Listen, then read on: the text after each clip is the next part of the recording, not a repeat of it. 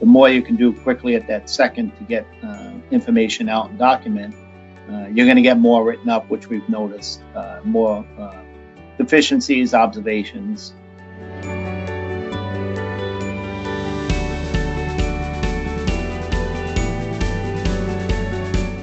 Certainly record bird and wildlife information as part of the Part 139 inspection. But sometimes it's nice to be able to collect more information than you otherwise would be able to.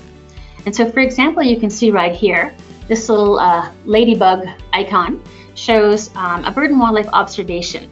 So this is something that isn't actually a strike, but it allows you to record information that is definitely useful and that you may want to track. So you can track what species was found, where it was found, was it nesting, what time of day did you see it, what control actions were taken.